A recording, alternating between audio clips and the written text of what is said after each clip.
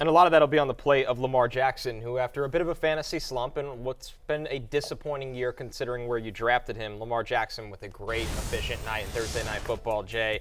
He gets the 2 touchdowns through the air. I mean, the one that was called back on the screen really shouldn't have been called back anyway. He always chips in with the rushing. He gets you the 54 rushing yards. Jay, this was his most fantasy points in a game since Week 7. We've been waiting on this one from Lamar. Yeah, back to playing at an MVP level. He's back into effectively the joint favorite for MVP on DraftKings after this game.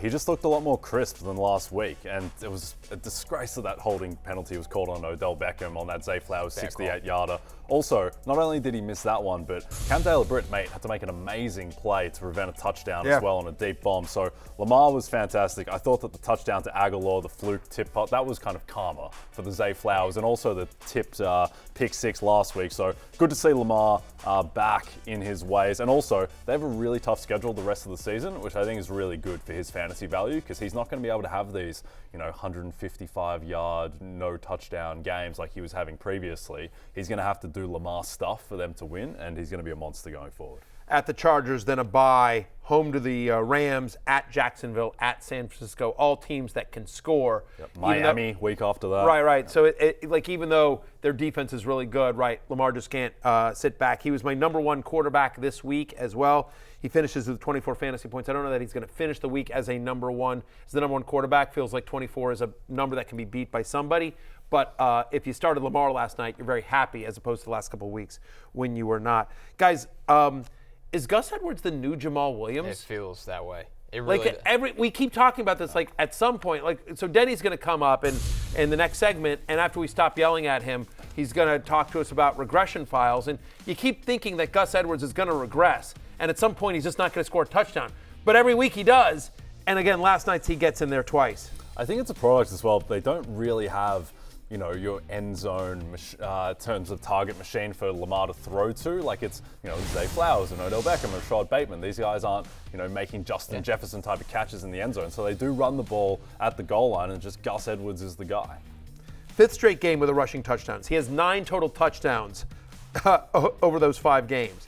Multiple rushing touchdowns now in 3 of the past 4 games. And so, again, he is somebody. He even got involved in the passing game a little bit. He caught 2 balls for 8 yards. But he's not a big part of the passing attack. But when they get in close, they seem much more comfortable giving it to Gus Edwards than they do Lamar Jackson. 100% of the goal line rushes in Week 11 went to the Gus bus. And I just, you sort of feel like if it ain't broke, don't fix it. I don't know why Todd Monken or Lamar Jackson is going to go out of that, because they're giving all the goal line work, and he's converting. Like, give credit where credit's due. Gus Edwards has played well. Yep, small thing as well, but John Harbaugh historically has been extremely aggressive on 4th downs. So when it's 4th and 1 at the goal, like this stuff kind of matters on the edges. Like they're going to give it to Gus Edwards, or they're going to go for that kind of stuff. So yeah, he is, I think, and Keaton Mitchell played okay, had some moments, broke off one run, but certainly didn't do enough to, take that role over from Gus Edwards. And even if he were to take more of the carries, it's still going to be Gus at the goal line. By the way, and just as long as we're talking about Keaton Mitchell, I'm going to bitch for you, because that's my role in the job. Poor Connor Rogers. Connor Rogers' best bet yesterday was Keaton Mitchell over 8.5 of receiving yards. And we all liked that bet quite a bit.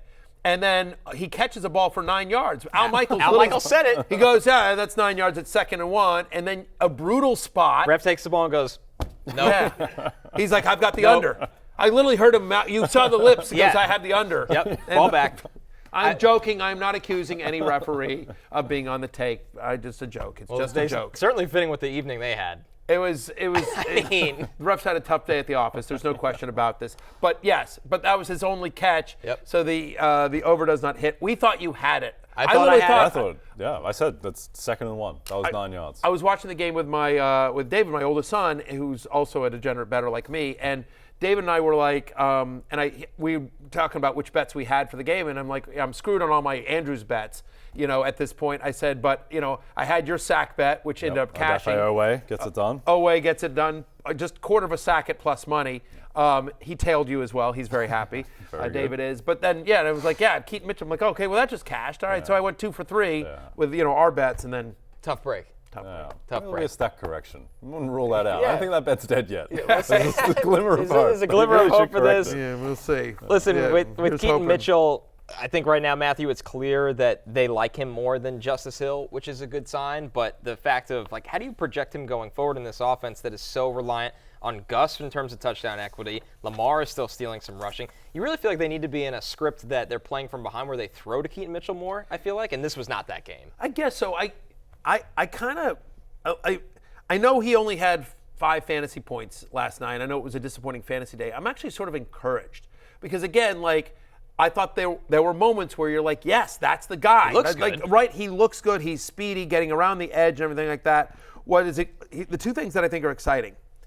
He played 37% of the snaps. That's a season high. So, again, they're continuing to increase his role. The other thing is that 86% of the snaps that Keaton Mitchell played came on early downs. He played 3 third-down snaps, also a season high. But the fact is like the fact that he was in the game on first and second down for the majority of his snaps, almost 90% of the snaps he played last night were first and second down. You feel like, okay, they don't just see him as this third-down specialist. They don't just see him as kind of some passing down guy. And so we all agree on the talent. We all agree on the Ravens' offense overall is really good. I think we all agree that they're going to have to be looking for more options now that Mark Andrews isn't there, even though we all like Isaiah Likely. He ain't Mark Andrews, not yet, not at this career. I think that while Likely gets a fantasy-friendly role and should be picked up, and we'll talk more about him next week, the fact is I think the target share of Mark Andrews gets spread around, all of the Ravens pass catchers. I don't think it just immediately all goes to Isaiah Likely. So I think you see a few more touches for Gus, for Zay Flowers, for Rashad Bateman. We'll see about Beckham's injury, and for Keaton Mitchell. So I know that production wasn't there, but the underlying usage, I thought, given how young this player is and that he missed a lot of training camp, I actually was encouraged. Yep. Is that insane? No, he passed the eye test. No, absolutely. And also, when you look at his stats, it doesn't look great. 1, he got a yard stolen from him. 2, he goes 8 for 33 on the ground. One of those plays was Trey Hendrickson in the backfield, taking him for a 5-yard loss that he had nothing to do with. Every single running back in the league would have taken a 5-yard. Gets the ball and immediately tackled for 5 yards. So I think that he will be more involved in the offense going forward. And just like a couple other things quickly. Odell Beckham looked fantastic athletically. Yes, he looked like he was wearing a Giants jersey out there. He looked phenomenal. We'll see what happens with the shoulder, but 7 targets, 4 for 116, almost gets a bomb touchdown as well. I think that's hugely encouraging, not just for Odell, but for Lamar as well in this passing offense overall. Look at this pace. Right. Just playing with so much zip, playing with the swagger that we associate. He looks like a young Odell. OBJ. There's no question. And a lot of people, myself included, thought, why are they giving him this much money? I mean, if he plays like he did last night, then they'll have earned that. And this was the big catch there down the right sideline. So that's really key for them going forward. Zay Flowers looked great as well. Rashad Bateman catches the touchdown. I don't think Bateman's really fantasy viable. But last thing on the Ravens, their run defense isn't very good. Joe Mixon kind of gashed them after Jerome Ford gashed them last week. So we think of the Ravens' defense as being all-world. It is all-world against the pass. Against the run, they are now a below-average unit. So I would not be worried that much about playing your running backs against Baltimore. This is the third straight game that OBJ has had double-digit targets. I think the exciting thing is, to your point, a 30% target share. Again, last year when Mark Andrews was out or left the game early with injury, Isaiah Likely got a 25% target share. They seem more balanced on offense this year than they were last year, which is weird under Todd Monken, but they're going to get creative here, assuming Beckham is healthy for next week. Certainly you can see him stepping up into more of the passing attack, because I agree with you. He looked like young OBJ there as well. And I can speak from experience here. When you hear those whispers, why did they give this old guy all that money? It motivates you. It motivates Still you. got a couple good games in the back pocket. Are you talking about 100%. Connor Rogers? Yes, that is exactly right. Well, Connor's not old. Connor's not old, not yet.